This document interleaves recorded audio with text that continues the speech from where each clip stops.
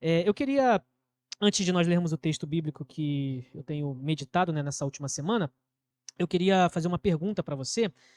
Uma pergunta que pairou no meu coração na semana passada, eu fiquei pensando sobre ela, né? Você não precisa responder para ninguém, apenas no seu coração você refletir a respeito dessa pergunta. É uma pergunta muito simples, mas que a gente precisa responder ela com muita verdade, né? É uma pergunta que, por muito tempo, eu particularmente respondi a ela achando que eu precisava, de alguma forma, de artifícios, né, para poder corresponder a essa resposta. Né? Você é feliz?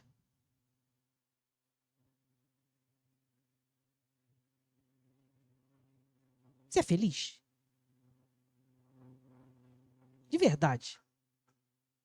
Você é feliz?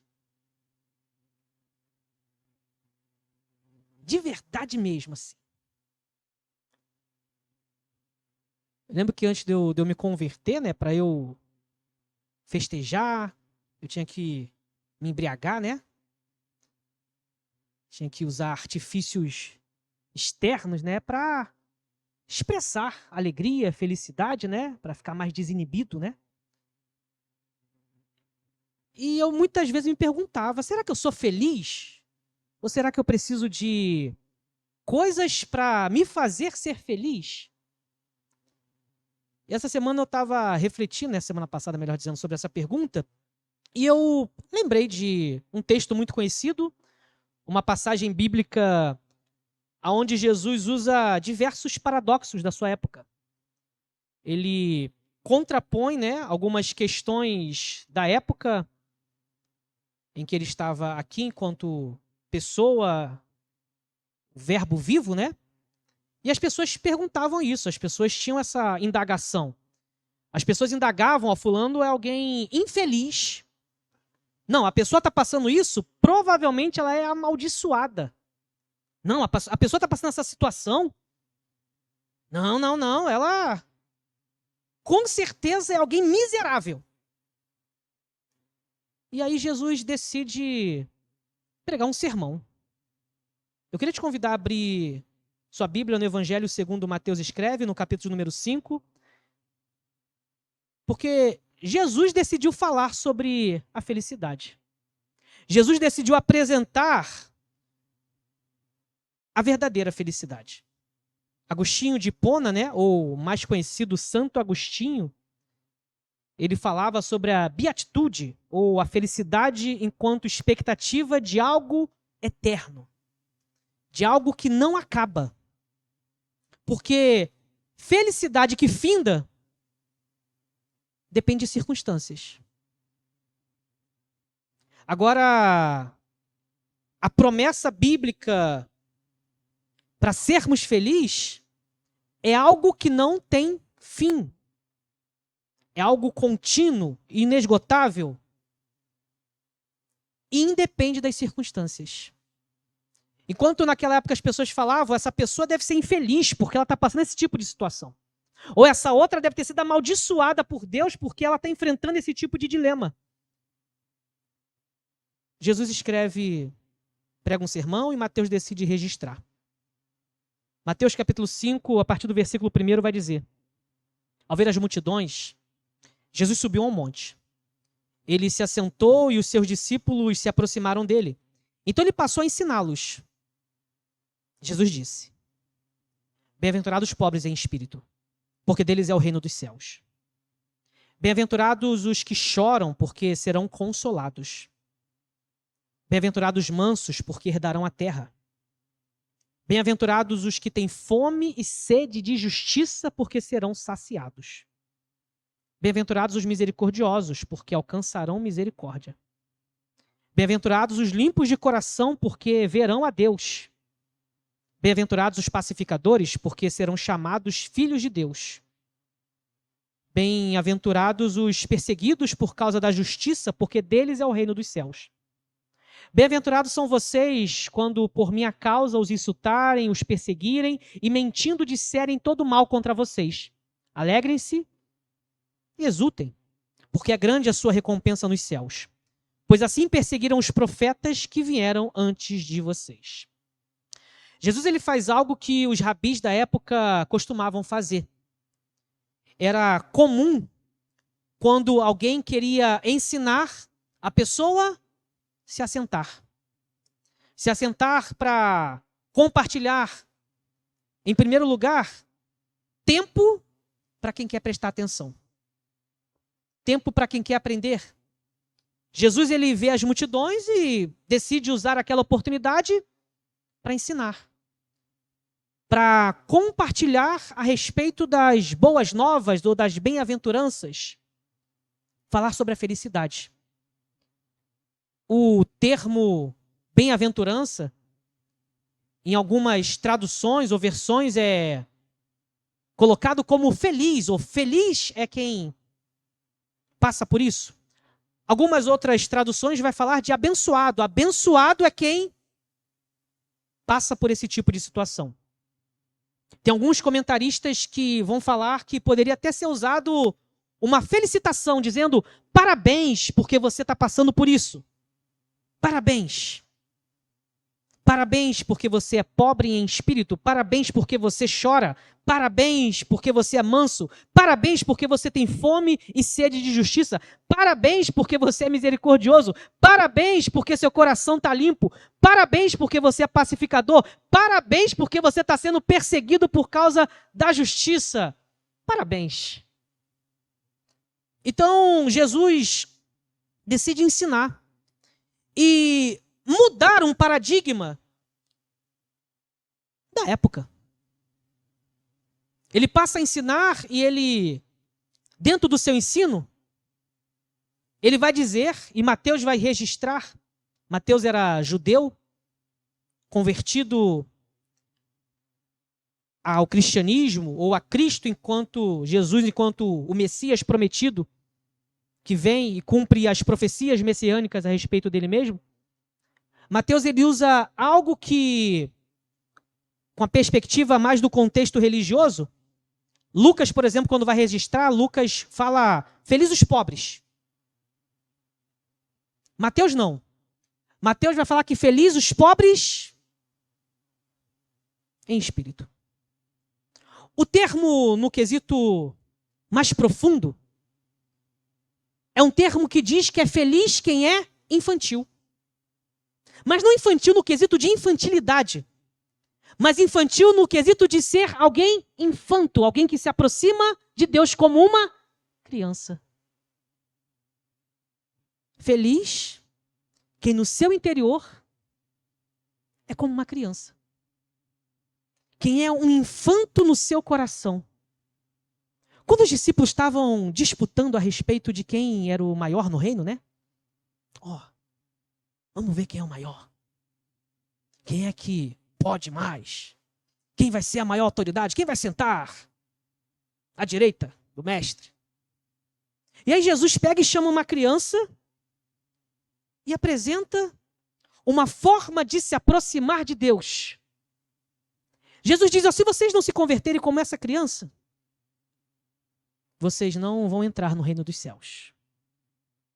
Alguns teólogos vão entender que existe reino dos céus e reino de Deus, mas na verdade não é, porque Mateus é judeu. Mateus não usa a terminologia Deus de forma vã, né? Então Mateus vai usar em diversos momentos no seu evangelho o termo reino dos céus.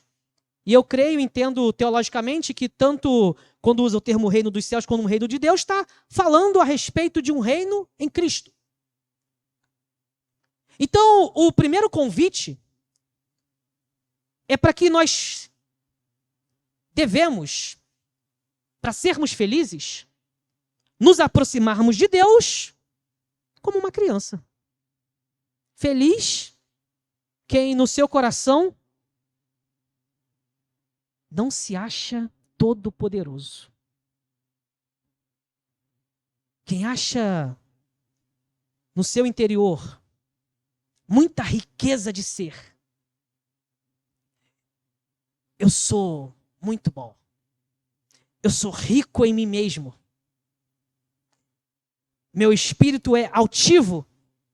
o texto vai dizer que feliz é quem é pobre em espírito. Não quem se acha, mas quem é humilde. Filipenses, no capítulo número 2, no versículo 5, Paulo vai dizer: tenha em vós o mesmo sentimento, algumas traduções vai dizer o mesmo pensamento, algumas traduções vai dizer, tem em vós as mesmas ações que Cristo Jesus. Tenha em vós o que Jesus sentiu, como Jesus pensou ou como Jesus agiu, ou seja, tem em vós humildade. Mateus mais à frente vai dizer que tem coisas que Deus oculta aos sábios instruídos e revela aos pequeninos. Mateus está escrevendo por um contexto religioso. E Mateus sabia da infelicidade, da arrogância religiosa. Quem é você? Eu sou fariseu. Sou da sinagoga tal. E aí, Mateus vai lembrar que Jesus falou o quê? Feliz não é quem é uma autoridade nessa terra. Feliz é quem tem o seu coração nas mãos de Deus a ponto de depender totalmente do Senhor. George Miller, o missionário que fundou 9 orfanatos sem pedir um centavo, ele tem alguns livros, né, sobre orações respondidas, e ele escrevia suas orações. Ele usava palavras simples como palavras de uma criança para falar com um pai. Palavras simples. E ele fala que nessa caminhada de se relacionar com Deus, a gente amadurece aprendendo a ser como criança que depende do pai. Então, na lógica do amadurecimento da fé, a gente aprende a ser pobre de espírito. Sem Cristo, nada podemos fazer. Então, feliz não é quem é uma autoridade nessa terra. Feliz é quem é pobre em espírito, quem é como uma criança, como um infanto, que se aproxima do Pai, porque deles é o reino dos céus. A sociedade contaminada pelo pecado quer encher o nosso coração egocêntrico como se nós merecêssemos muito uma coisa. Só que a palavra de Deus vem e confronta o nosso ego e nos diz que é graça, é favor que nós não merecemos e que precisamos nos aproximar de Deus como crianças. Como gente que simplesmente confia no Pai, que depende do Pai. Feliz quem é pobre em espírito. Quem conhece a miséria do seu coração. Quem conhece a dependência que tem da graça de Deus. Feliz quem não se acha, porque se conhece. E sabe que se não fosse a graça, nunca herdaria o reino dos céus. Feliz. Feliz quem depende de Deus. Quem é humilde para confessar que só Jesus é Senhor da sua vida. Feliz quem chora. Bem-aventurado quem chora. Eu gosto muito do Salmo 6, no versículo 6, quando o rei Davi vai dizer: toda noite o meu leito ele está encharcado de lágrimas.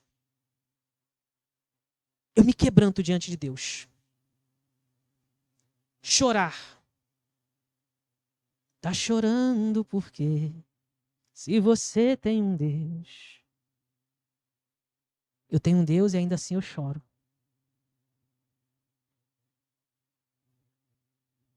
Ah, mas se está passando prova, não. Está passando luta. Você deve ser alguém que está enfrentando alguma maldição porque você está chorando, está sofrendo. Não pare de sofrer. Não existe sofrimento. Existe. Feliz quem chora. Bem-aventurado é quem chora, porque a Bíblia diz que tem tempo de chorar. A Bíblia diz que Jesus, quando faleceu, João Batista, Jesus se reservou, foi para o monte, ou para o deserto, dependendo do contexto da passagem. João Batista, primo de Jesus. Jesus perde seu primo, perde alguém que veio antes do início do seu ministério, pregando a respeito de Cristo. Jesus vai para o monte, irmãos. Fazer o quê? se reservar provavelmente para chorar, para derramar lágrimas, para compartilhar seu choro com Deus. Jesus chorou quando Lázaro, seu amigo, tinha falecido, né? E as irmãs de Lázaro, Marta e Maria, vieram até Jesus e ainda não conseguindo entender quem Jesus era, a identidade de Jesus. Jesus vai dizer, eu sou a ressurreição e a vida. Jesus chora. Jesus chora. Jesus chorou quando chega na cidade de Jerusalém e vê aquela cidade, ele chora pela sua cidade. O profeta Jeremias, conhecido como profeta das lágrimas, o profeta chorão, escreveu um livro chamado Lamentações. Pastor, o que eu faço quando eu passo alguma situação que parece que a única resposta que eu tenho diante de Deus são líquidos saindo dos meus olhos? Chora. A gente chora. Feliz é quem chora. Feliz é quem entende que não olha para a vida. Semana passada eu estava vendo um livro, né? Que estava falando que a gente tem que fugir tanto do pessimismo quanto do otimismo fantasioso, né? Tem gente que olha para uma rosa e diz assim, é uma rosa, mas tem espinho. E tem gente que olha para o espinho da rosa e fala, tem espinho, mas é uma rosa. Eu não posso esquecer que é uma rosa. Tem gente que, para tudo na vida, vê coisa ruim. E tem gente que, para tudo na vida, romantiza a existência. A gente chora, irmãos. Faz parte da vida chorar. Às vezes eu gosto de ir para o monte só para chorar. Só para ficar chorando quietinho. Eu e Deus, mais ninguém. Eu lembro quando eu comecei minha caminhada, era tanta prova que eu chegava na igreja só para chorar. Aí cantava com os do jovem, eu estava chorando. As irmãs cantavam, eu estava chorando. Ele chorava. E chorava. E como é bom chorar, irmãos. Como é bom chorar. Feliz quem chora, irmãos. Quem é sensível. Porque quem chora vai ser consolado. A Bíblia diz que Deus consola os abatidos. A Bíblia diz que Deus é o Deus de toda consolação. Ou seja, Deus consola nosso coração. Deus é especialista em confortar, mas quem se disponibiliza a chorar também. Porque às vezes a gente pensa, homem não chora.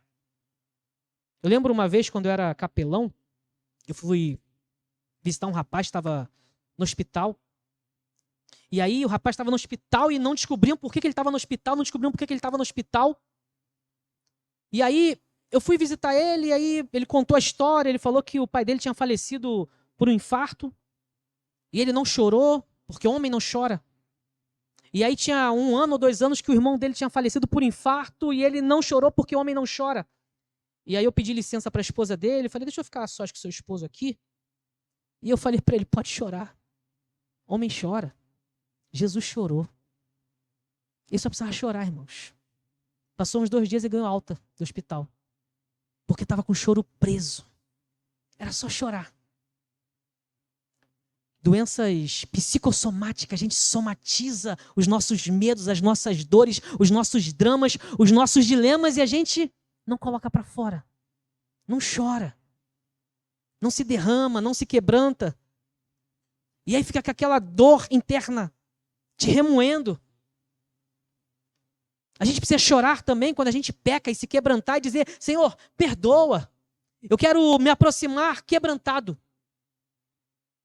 Quando a gente se depara com as nossas imperfeições, com os nossos pecados e nos aproximar de Deus chorando, clamando por perdão, por misericórdia, por arrependimento, nos humilhando. Porque Deus consola, irmãos. Deus é um colo amigo no tempo certo, na hora certa. Na hora certa. Ainda que meu pai e minha mãe me deixem, o Senhor não me desampara. É promessa bíblica. Tem colo. Feliz os mansos, porque herdarão a terra. Jesus agora ele cita de forma mais precisa o Salmo de número 37. O Salmo de número 37, quando ele vai começar a ser dito, expresso, recitado pelo salmista, o salmista está falando muito sobre a irritação. Salmo de número 37, o salmista vai falar para a gente não ficar irritado. E nessa geração que a gente vive, né, na cidade urbana, a geração do cansaço, Salmo 37, o salmista vai dizer, não se irrite por causa dos malfeitores, nem tenha inveja dos que praticam a iniquidade. Pois em breves eles secarão como a relva e murcharão como a erva verde. Confie no Senhor e faça o bem, habite na terra, alimente-se da verdade. Agrade-se do Senhor e ele satisfará os desejos do seu coração. Entregue o seu caminho ao Senhor, confie nele e o mais ele fará. Fará com que a sua justiça sobressaia a luz, que o seu direito brilhe como o sol ao meio-dia. Descanse no Senhor, espere nele, não se irrite por causa daquele que prospera em seu caminho. Por causa daquele que realiza os seus maus desígnios. Deixe a ira, ou seja, não fique irritado. Ele vai dizer, abandone o furor, não se irrite. Certamente isso acabará mal, porque os malfeitores serão exterminados, mas os que esperam no Senhor, no Senhor possuirão a terra, mas um pouco de tempo, já não existirão os ímpios. Você procurará no lugar onde eles estavam e não os encontrará. Versículo 11. Mas os mansos herdarão a terra e terão alegria na abundância de paz. Então, Jesus vai dar um remédio que o salmista no Salmo de número 27 receitou para sua própria irritação. Ele estava irritado. E tem coisas que às vezes nos deixam irritados. Imagina ele dizendo, poxa, eu estou fazendo o certo e os malfeitores que estão fazendo errado estão se dando bem. O salmista ficou irritado. Ficou irritado, furioso, indignado. E aí no versículo de número 11 do Salmo 37 ele vai dizer, mas os mansos herdarão a terra. E aí Jesus, no Sermão do Monte, vai dizer, bem-aventurados os mansos, porque herdarão a terra. A Bíblia fala que homem manso como Moisés não existia. Mas Moisés, de vez em quando, tinha uns picos de irritação. Você vai lendo ali as passagens a respeito do povo, e Moisés, de vez em quando, ficava irritado com o povo. Semana passada eu estava comentando, né? Acho que a Fabi. Moisés lá, aí viu o egípcio maltratando um hebreu. Moisés foi lá, matou o egípcio. Aí no outro dia, vê dois hebreus brigando. Moisés vai lá apartar a briga. Aí o hebreu, tu vai fazer igual tu fez ontem? Tu vai me matar? Ou seja, a tua irritação, olha o que ela fez. Olha o problema. Moisés pensando, não, ninguém está vendo. Deu um jeitinho. No outro dia, tentando ajudar seus irmãos hebreus, alguém viu. Moisés tinha uns picos de irritação. Fala com a rocha. Bateu na rocha. E porque era manso, hein? Porque era manso. Bem-aventurados mansos, porque herdarão a terra. Porque, irmãos, quando a gente está irritado, a gente tem a tendência para deixar as nossas emoções falarem. E aí a gente acha que vai conquistar as coisas nas forças dos nossos braços. Que com a nossa energia a gente vai conseguir conquistar as coisas. E aí Jesus vem no contraponto e diz, felizes são os mansos. Eles é que herdarão a terra. Os mansos. Pastor, mas eu sou pavio curto, curtíssimo. Curtíssimo. Eu sou pavio curto demais, pastor, mas demais da conta. Mas é muito curto o pavio mesmo. Eita, Jesus. Pede para Jesus esticar o pavio. Dá mais mansidão, mais tranquilidade.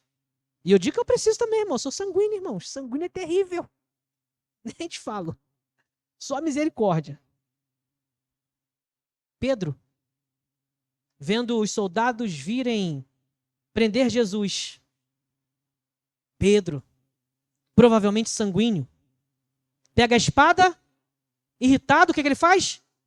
Arrancou a orelha do Malco. Jesus, o verdadeiro manso, pegou a orelha, colocou no lugar para ensinar. quando nas nossas emoções, irritações, a gente faz algo errado, precisamos corrigir. Jesus corrigiu o erro de Pedro. Pedro, na irritação, fez besteira. Jesus, na mansidão, consertou o erro de Pedro. Feliz é quem é manso, irmãos, porque herdarão a terra. Pastor, mas eu sou pavio curto. Precisamos orar. Senhor, me ajuda a ser pavio mais longo, a ser manso. Jesus disse, aprendei de mim, que sou manso e humilde de coração. O que Jesus faria no meu lugar, no seu lugar, naquela hora que as emoções estão à flor da pele, que a gente pensa que a resposta que a gente vai dar vai ser a melhor resposta e a melhor resposta é não responder, é ficar quieto. Eu lembro que essa empresa que eu estou trabalhando agora, né? Anteriormente eu estava lá e a empresa depois perdeu a licitação, né? O contrato. E tinha um camarada que ligava.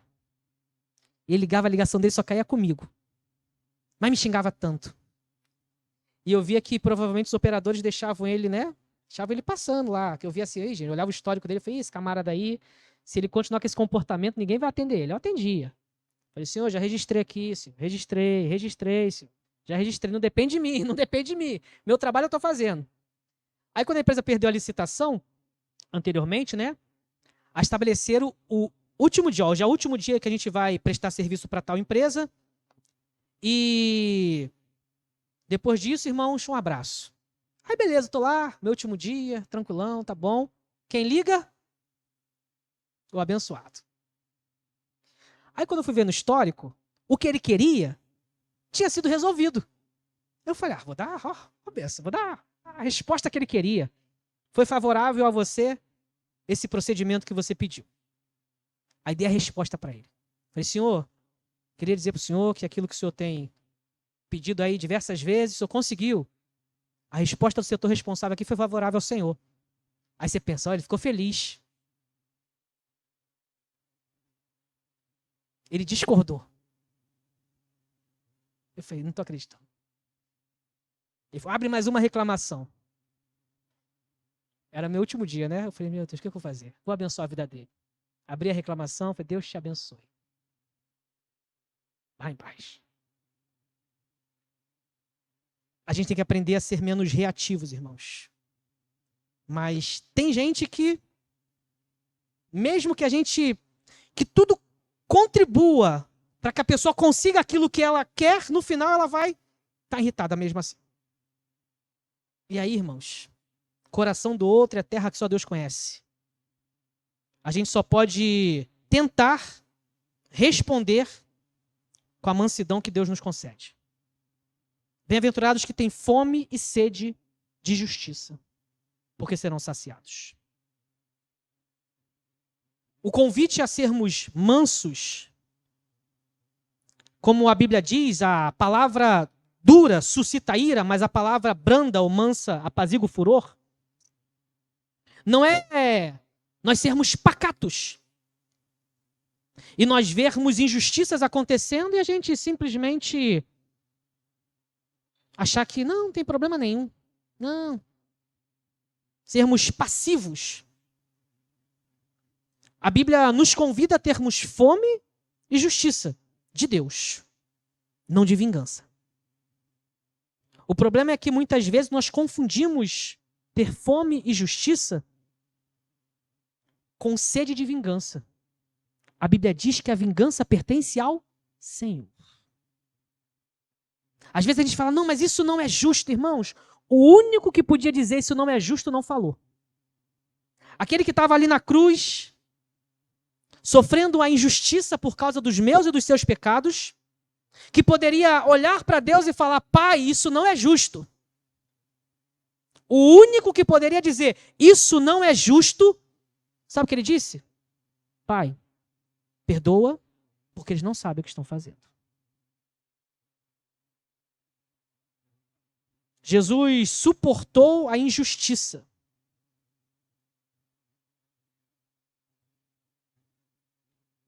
Porque ele nunca pecou, irmãos. A cruz era minha e sua. A justiça de Deus era para ser aplicada nas nossas vidas. Feliz quem tem fome e sede de justiça e não de vingança. E não de autojustificação. Feliz quem busca a justiça de Deus. Lutero, o pai da Reforma Protestante, ele, por muito tempo, ele achou que, para ser salvo, ele precisava buscar uma justiça própria. E aí ele era um monge agostiniano, né? E aí lá, como monge, ele cumpria tudo que tinha que cumprir. As penitências, né? Todas as penitências. O mentor dele lá no mosteiro falava assim, se tem um monge aqui que é tão disciplinado a ponto de cumprir todas as penitências necessárias, é Lutero. A tal ponto que se a salvação for por justiça humana, por merecimento, Lutero seria salvo. Só que de repente Lutero se deparou com um texto de Romanos, no capítulo 1, versículo de número 17. O justo viverá por fé. E ele entendeu que não era a justiça em termos do merecimento dele, mas é crer na justiça que Deus atribuiu em Cristo. O Deus justo veio em forma humana, foi moído no madeiro, suportou injustamente a justiça de Deus. Porque quem tinha que sofrer seria eu e você. Feliz quem tem fome e sede de justiça. Tem fome? Pão da vida. Tem sede? Água viva. Quer ser saciado? Só em Jesus, irmãos. Só em Jesus. Se tentarmos fazer justiça com as nossas próprias mãos, cometemos o pecado de sermos vingativos. Tem gente que fala, não, mas é meu direito. Não, mas eu mereço. Irmãos, merecemos, sabe o que, irmãos? Uma eternidade sem Deus. Temos que ter fome e sede de justiça em Deus. Não devemos fazer vingança, nem justiça com as próprias mãos. Porque sempre que tentamos fazer justiça com as próprias mãos, deixamos de ser misericordiosos. João 8 vai contar o relato de uma mulher que foi pega em adultério. E aquela mulher foi... Os religiosos trouxeram ela diante de Jesus e perguntaram, a lei de Moisés, Jesus diz para apedrejar.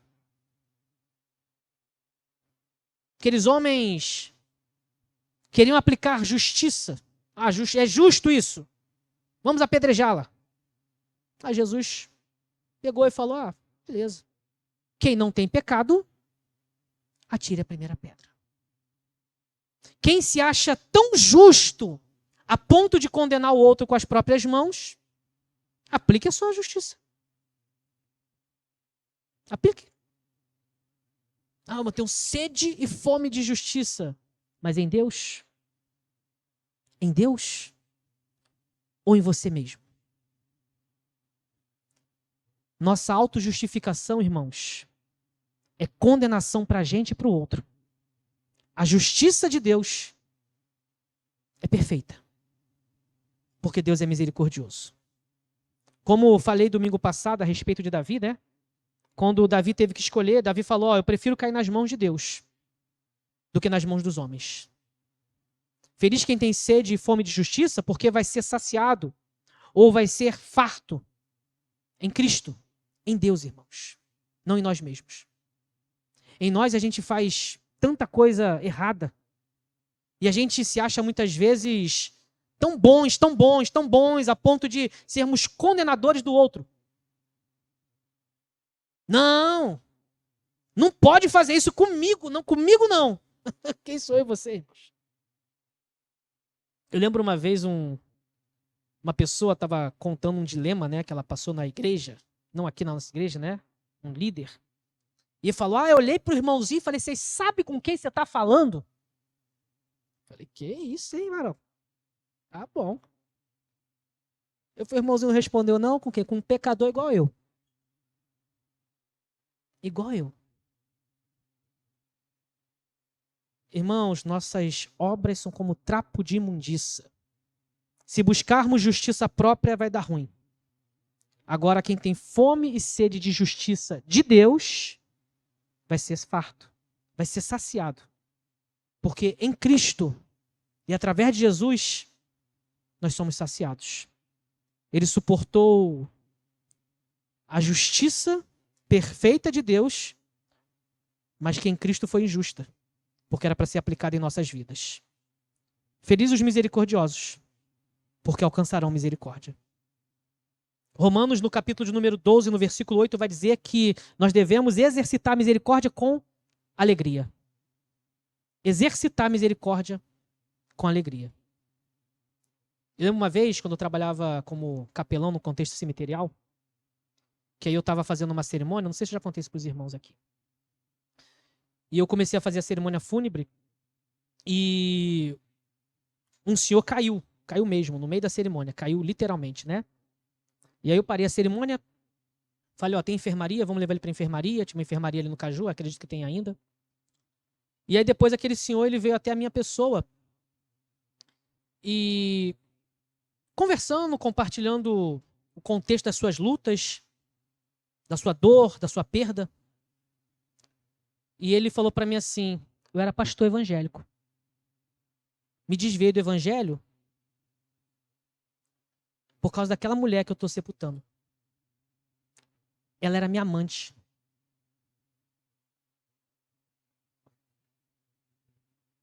O que você, como capelão, tem para me dizer? Eu falei para ele, quem confessa e deixa, alcança a misericórdia. Eu tenho para te dizer que Deus é misericordioso. Eu tenho para te dizer que Deus é o Pai das misericórdias. Eu tenho para te dizer que a misericórdia do Senhor se renova a cada dia. Eu tenho para dizer que eu não sou melhor do que você, que eu dependo da misericórdia todo dia. E que se nós estamos tendo essa conversa hoje é porque a misericórdia do Senhor nos permitiu. Felizes os misericordiosos. Abençoado é quem é misericordioso. Por quê? Porque alcançará a misericórdia. Irmãos, quando tivermos dúvidas, sempre tenha uma certeza. A misericórdia é a melhor escolha. Quando você não souber o que fazer, lembra que você precisa da misericórdia. Então sempre escolha responder com misericórdia. Para qualquer um. Porque todos nós dependemos da misericórdia. E ai de mim e de você se não fosse a misericórdia de Deus. É a misericórdia, que é a causa de nós não sermos consumidos. E elas se renovam a cada manhã. Lamentações 3, 22. É a misericórdia, irmãos. É porque Deus não quer aplicar nas nossas vidas aquilo que nós merecemos. Porque se Deus aplicasse na minha vida, na sua vida, aquilo que nós merecemos, coitado de nós, irmãos. Se Deus fizesse em nossas vidas aquilo que nós merecemos, nós não suportaríamos. É por causa da misericórdia que nós estamos aqui. Eu lembro uma vez eu estava em casa com a Fabi, né? E eu não sei o que eu pedi para ela fazer. Eu falei, Fabi, onde está tal objeto? Ela falou, não sei, você tem que saber. Aí eu falei assim, então, vamos agir na lei ou na graça? Aí ela, como assim? Eu falei, quando você me perguntar alguma coisa, eu vou falar. Não sei, vou falar. Não vou falar. Aí ela, melhor na graça, melhor na graça. É melhor a gente exercitar a misericórdia, irmãos. Porque todos nós precisamos, irmãos. Muitas vezes, está faltando misericórdia na nossa casa. Deixa eu contar uma história. É uma história real. É uma história real. Tem um livro que virou um filme, baseado em fatos reais. O nome do livro é Orações por Bob. Quem era Bob? Bob era um rapaz homoafetivo. Mãe dele era religiosa. Provavelmente presbiteriana ou católica, dependendo do contexto. O Bob falou para a mãe que se interessava por rapazes, por pessoas do mesmo sexo. E aí a mãe falou para o Bob, não tenho filho homossexual. O Bob saiu de casa. É real. Saiu de casa. Foi curtir sua vida, entrou num relacionamento com um outro rapaz, se decepcionou, se frustrou. Só que como ele tinha ouvido da mãe que a mãe não tem filho homossexual, ele não tinha pra onde voltar. Sabe o que o Bob fez? Deu cabo da própria vida. Irmãos, nós podemos discordar daquilo que não tem base bíblica, sim. Mas nós não podemos fechar a porta da misericórdia, porque nós dependemos dela todo dia. Todo dia. O pai do filho pródigo não fechou a porta da misericórdia. Se fecharmos a porta da misericórdia, estamos sendo, sabe o quê? Fariseus. Podemos dizer, não concordamos com isso biblicamente. Esse caminho aí, nós não compactuamos com ele. Mas tem misericórdia. Sempre tem. Cuidado. Cuidado. Porque se nós agirmos sem misericórdia com o nosso próximo, é porque nós não entendemos ainda o quanto de misericórdia nós precisamos todo dia. Todo dia. Todo dia. A mãe do Bob, vou relatar o resto da história, ela foi de um extremo a outro. Ela foi do extremo de religiosa fanática para virar ativista LGBTQI+. Foi uma das mobilizadoras do movimento LGBT no início. Ela foi de um extremo de ativista, a ponto de expulsar o próprio filho de casa e dizer, não tem um filho homossexual, vai para outro extremo. Para o extremo de igrejas inclusivas, né? Isso é verídico, irmãos. Ela sai do ponto de não ter misericórdia para o ponto da permissividade. A misericórdia de Deus não é permissividade. A misericórdia de Deus não é, tá permitido tudo, não. A misericórdia de Deus está, não concordo, mas dependo da misericórdia como vocês. Eu e você dependemos da misericórdia. Felizes os misericordiosos, porque alcançarão misericórdia. Felizes os misericordiosos, porque eles sabem que se não fosse a misericórdia, eles não poderiam nem ser misericordiosos. Então exercite a misericórdia com alegria. Com alegria. Com muita alegria. Bem-aventurados os limpos de coração, porque verão a Deus. Esse versículo, quando eu estava lendo, eu me lembrei de um homem da palavra de Deus, um personagem bíblico, que ele tinha um coração tão limpo, irmãos, mas tão limpo, que ele viu Deus. Atos dos Apóstolos, capítulo número 7, vai mostrar a pureza do coração de um homem de Deus. Um homem que poderia dizer, não é justo isso que eu estou passando. De um diácono.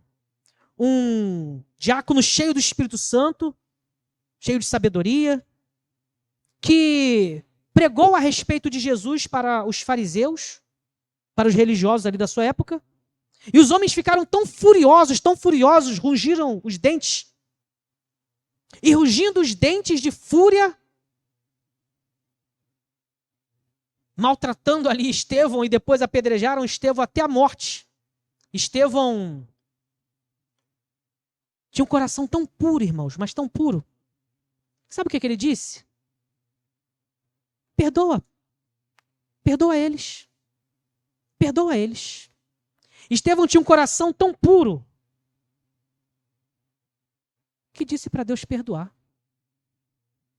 Disse para Deus perdoar.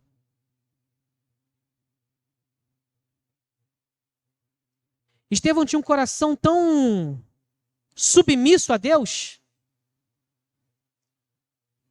que pediu para Deus perdoar. Estevão viu a glória de Deus e Jesus assentado à destra, à direita de Deus. Nosso coração Precisa estar tão puro, irmãos, a ponto da gente perdoar quem nos faz mal, quem nos maltrata, quem nos calunia, quem nos ofende, quem nos coloca em risco de morte. A gente perdoa. Perdoa. Estevão falou, perdoa eles. Pureza de coração. A gente muitas vezes é muito ritualista. A gente pensa em rituais de purificação e Deus está sondando o nosso coração. Jonathan Edwards, avivalista que pregou o sermão chamado Pecadores na Mão de um Deus Irado, ele falava que nós precisamos orar pelos nossos sentimentos, pedindo que a gente tenha sentimentos puros. Pedindo que os nossos sentimentos sejam puros diante de Deus. Porque quem tem um coração puro, quem tem um coração limpo, como diz o Salmo de número 24, quem subirá ao Monte Santo do Senhor? Quem é que vai se achegar ao Monte Santo do Senhor? E aí o salmista vai responder, quem é limpo de mãos e puro de coração. Quem tem um coração puro, ou seja, quem não tem outro morando no seu coração, que não o Senhor. Tiago vai dizer, chegai-vos a Deus, e ele se chegará a vós. Limpai as mãos, pecadores, e vós de duplo ânimo, ou de ânimo dobre, purificai o coração. O que é alguém de ânimo dobre? É alguém constante. É alguém que não tem no seu coração um reinado único. É gente de coração inconstante. Que ora está com Jesus, ora está sem Jesus. Ora está firme com o Senhor e eu passo o que eu tiver que passar porque eu estou com Jesus. E ora, não sei se eu estou muito firme na fé, não. É um coração que ainda tem reis reinando que não só o Senhor. Mas Estevão estava com o coração tão puro, que falou, perdoa eles. Perdoa eles. Por quê? Porque meu coração está limpo. E eu só tenho um propósito, ver Deus. Feliz quem tem o coração limpo, puro. Vão ver Deus. A boca fala o que o coração está cheio. A vida expressa o rei do coração. Quem reina no seu coração e no meu coração vai ser expresso em nossas vidas. Pastor, mas o senhor não sabe o que eu passei na minha história. Eu passei um nível de situação. Pastor, só de ouvir o nome daquela pessoa que me fez mal, só de pensar nela. Se você não limpar o seu coração, essa pessoa continua reinando dentro de você e dominando você. E aí você não consegue ver Deus naquilo que a pessoa fez para você. Irmãos, quando a gente consegue ver Deus nas situações mais horríveis das nossas vidas, é como nosso coração está tão puro, tão limpo, tão cristalino em Cristo, que a gente tem uma certeza, tudo coopera para o meu bem. Tudo. Os traumas contribuem em meu favor. As ofensas favorecem a minha vida. Tudo me faz bem. Meu coração tem que estar limpo, puro. Paulo vai falar aos Filipenses, né? No capítulo número 4, no versículo de número 8. Ele vai falar sobre a gente ocupar a nossa mente ou o nosso interior, né? Filipenses 4:8. Ele vai dizer quem deve ocupar o nosso interior ou quem deve dominar aquilo que está dentro de nós, porque Paulo vai falar isso depois de falar sobre a paz de Deus, que excede todo entendimento, guardará o coração e a mente de vocês em Cristo. Aí ele vai dizer, finalmente, irmãos, tudo que é verdadeiro, tudo que é respeitável, tudo que é justo, tudo que é puro, tudo que é amável, tudo que é de boa fama, se alguma virtude há, se algum louvor existe, seja isso que ocupe o pensamento de vocês. Ou seja, um coração puro. Eu não sei se você já ouviu essa expressão quando alguém fala de alguém que é, às vezes, muito ingênuo, né? E fala, essa pessoa é muito pura. Não é ingenuidade. Não é ingenuidade. Talvez você saiba a ofensa que você passou, você sabe a dor que você atravessou. Mas seu coração está limpo. Você perdoou. Você liberou a pessoa. Você liberou a pessoa. Porque enquanto você não libera o outro está reinando no teu coração. Enquanto você não diz, ó, tá perdoado, vai, não peques mais, o outro está reinando no seu coração. E aí você não consegue ver Deus. Você não consegue ver Deus. Você acha que, de alguma forma, aquela outra pessoa merece passar por sofrimento pior do que você passou. Você quer que tudo de ruim aconteça com aquela pessoa. Por quê? Porque seu coração não está puro, não está limpo. Está sujo. E aí precisa de uma faxina no coração. Sabe quando a gente tem um carro? Eu lembro, meu primeiro carro foi um Corsinha, né? E aí meu Corsinha, eu era mais cuidadoso com ele do que eu sou com o meu Celtinha. Eu era meio ciumento com o meu primeiro carro. Eu não prestava pra ninguém, não. E aí, vira e mexe, eu ia no Lava Jato, né? Pra deixar brilhando. Brilhando. Aí uma vez no Lava Jato, eu fiquei pensando, né? Sobre quando Deus decide que a gente tem que passar no Lava Jato. Porque às vezes a gente está limpando o nosso carro, a gente limpa em casa na correria, você dá aquele brilho por fora, né? Mas no Lava Jato, geralmente vai passar o aspirador de pó. Vai tirar a poeira de dentro do carro. Às vezes nosso coração está cheio de poeira, irmãos. A gente precisa passar de um lava-jato de Deus para tirar a poeira dentro do coração, sabe? Ah, mas é só uma poeirinha, pastor. Né? É uma coisinha de nada. Mas aquela coisinha de nada está atrapalhando a gente de ver Deus. Aquela poeirinha, a gente pensa só uma poeirinha. É só uma amargurazinha. É só um ressentimentozinho do nada, assim, uma coisa bem pequenininha. É só uma poeirinha, mas aí a gente passa no lava-jato de Jeová. Aí Deus vem com o aspirador de pó e vai limpando assim, ó. Vai sondando o coração e fala, deixa eu tirar essa poeirinha aqui, ó, porque essa poeirinha tá te atrapalhando de me ver. Deixa eu tirar essa poeirinha do ressentimento, essa poeirinha da amargura, essa poeirinha da animosidade. É só uma poeirinha, não é só uma poeirinha, não. O coração tem que ficar limpinho. Vamos passar na faxina. Uma faxina bonita aí no coração. Vai ficar bonitinho o coração. Bonitinho. Felizes os limpos de coração, porque verão a Deus. Felizes os pacificadores, porque serão chamados filhos de Deus.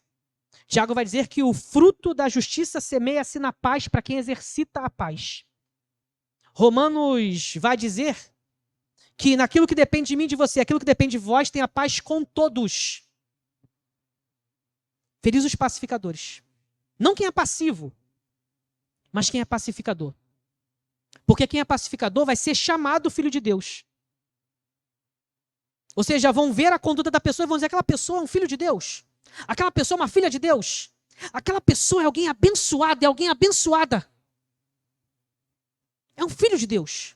Não é apenas uma criatura de Deus, por quê? Porque ela transmite paz. Eu não sei se você conhece gente assim que simplesmente a presença da pessoa transmite paz para você. Gente, essa pessoa me transmite paz. E tem gente também que a presença da pessoa gera uma misericórdia. Né? Gente, uma expressão aqui, o pessoal... Tem gente que essa pessoa está carregada, misericórdia, Jesus. Mas tem gente que transmite paz, sabe? É uma paz.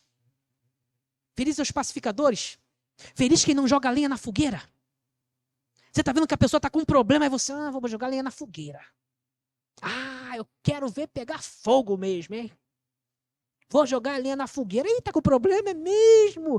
Deixa eu aumentar aqui um pouquinho, né? Porque quem conta um conto, aumenta um ponto. Deixa eu montar mais um pontinho aqui. Deixa eu botar mais lenha na fogueira desse problema. Não. Felizes os pacificadores. Feliz quem consegue caminhar em paz. Na paz de Cristo que excede o entendimento. Depende de você, tenha paz com todos. Mas não tem que negociar valores. É isso aqui, ponto. Mas depende de você, tenha paz com todos. Não depende de você, aí tudo bem. Depende de você essa situação? Tenha paz. Fique em paz.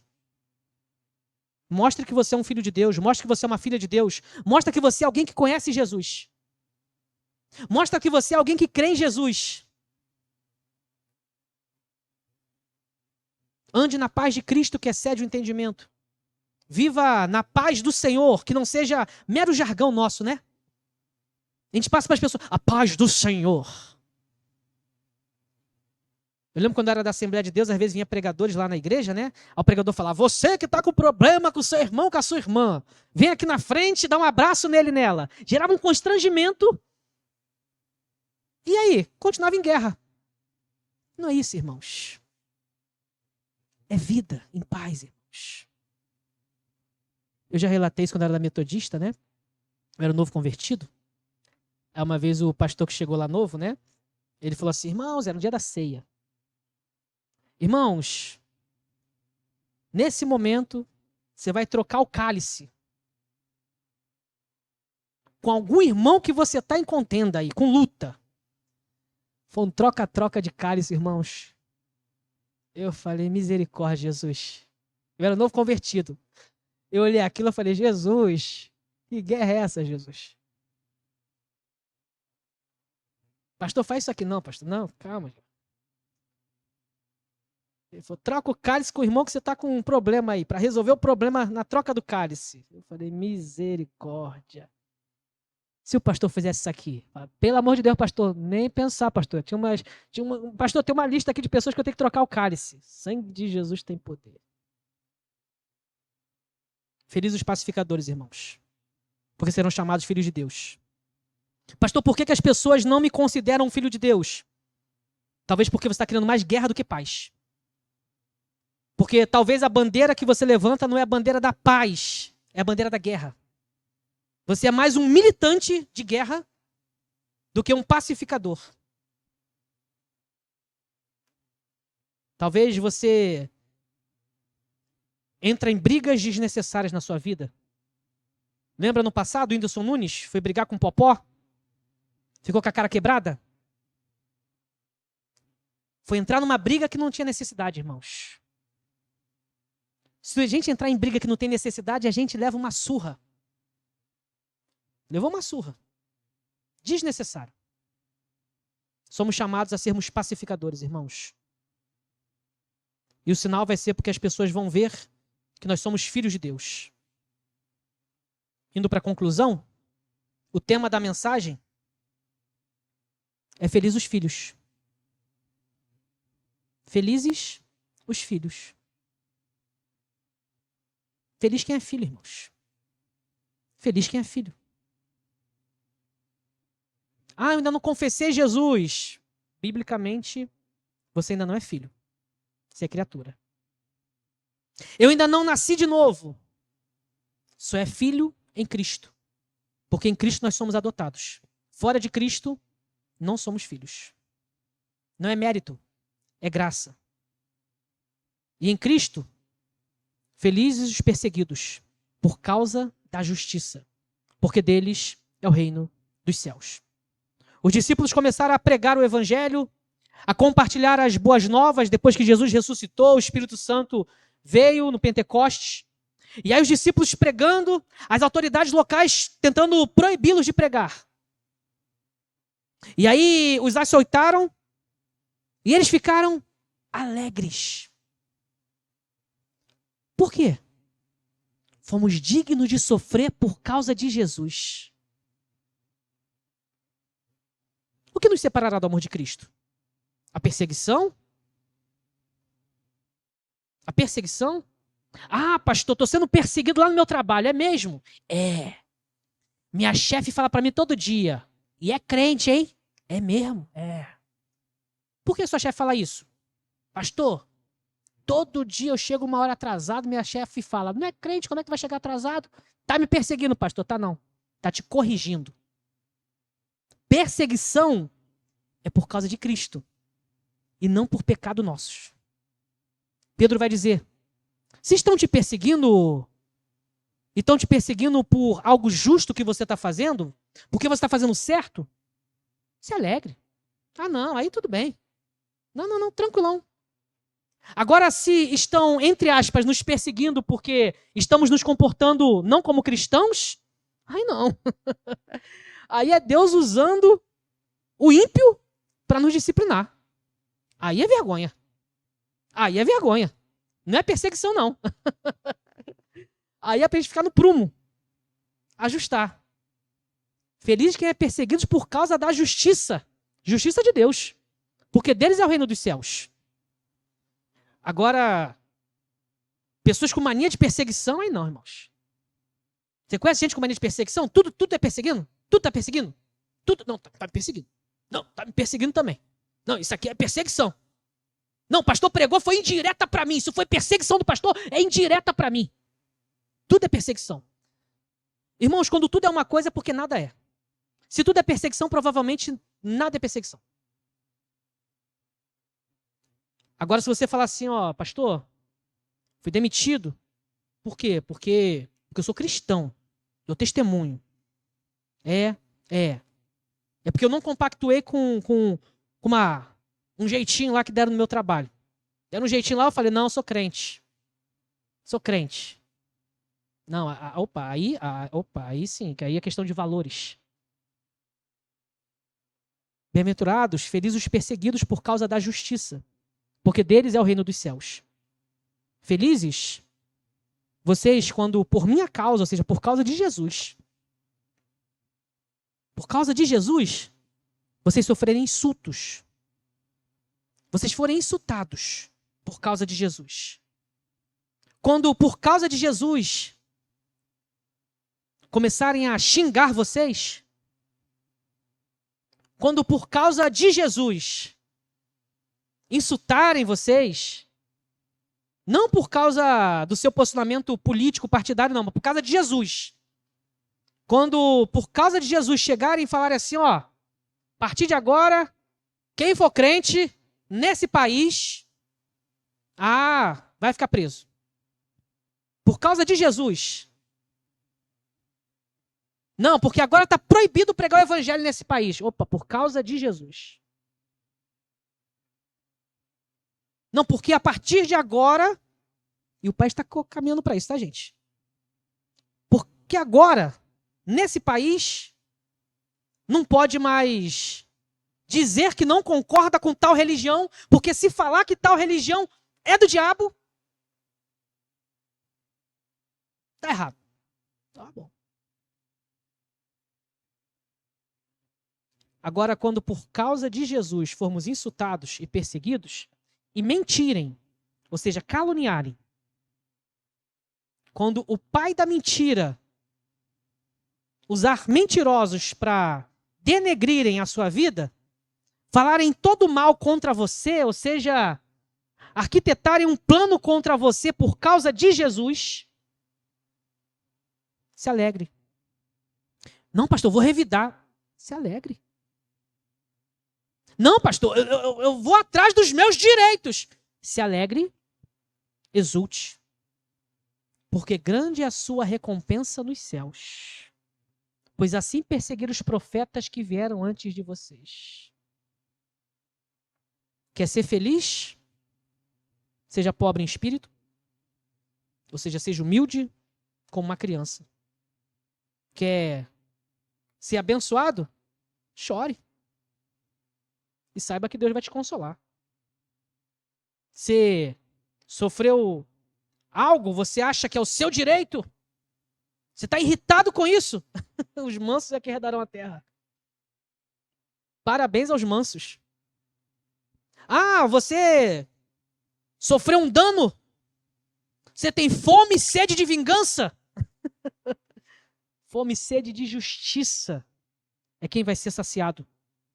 Quem sabe que só em Deus somos fartos e a nossa fome e sede é saciada. Você viu algo que você não concorda e você quis aplicar a lei. Então, feliz é quem é misericordioso, porque esse alcançará a misericórdia. Mas te ofenderam e você não quer perdoar de jeito nenhum. Está com o coração sujo. Abençoado é quem tem o coração limpo. Esse vai ver a Deus. Perdoe. Feliz quem é pacificador. Porque vão chamar essa pessoa de filho de Deus. Aí um filho de Deus. Olha ali uma filha de Deus. É alguém pacificador. A bandeira dele ou dela é paz. O que depende deles, eles têm paz com todos. Felizes os perseguidos por causa da justiça. Felizes.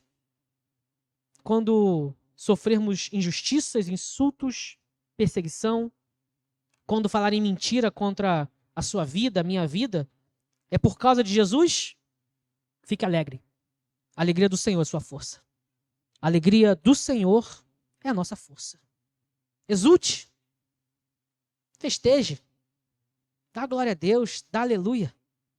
Como Lázaro cantou, né? Vai passando pela prova dando glória a Deus. Grande é a sua recompensa. Aqui na terra? Não. Nos céus. Assim perseguiram os profetas que vieram antes de vocês. A pergunta do início: você é feliz? Pastor, só sou feliz se as coisas acontecerem do meu jeito. Eita, Jesus. Felizes os filhos de Deus, irmãos. Feliz quem está em Cristo. Porque quem está em Cristo não depende das circunstâncias, irmãos. Quem está em Cristo passa situação, passa dilema, passa problema, passa perseguição, passa insulto, passa ofensa, passa tanta coisa, mas está em Cristo. Quem está em Cristo é feliz e é bem-aventurado, é abençoado. Quem está em Cristo? Se não está em Cristo, aí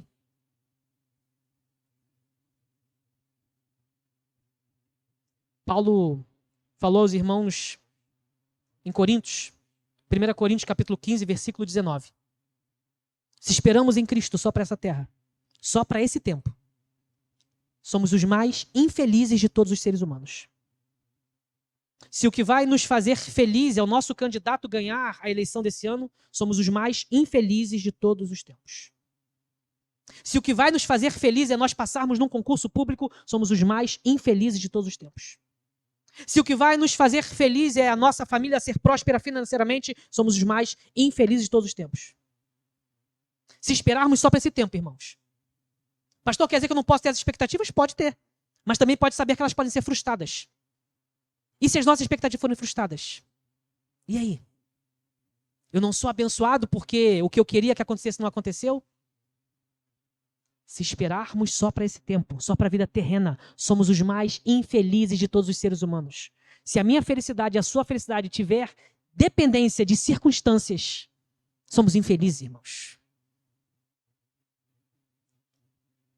Pensa essa semana essa pergunta. E responda com verdade mesmo.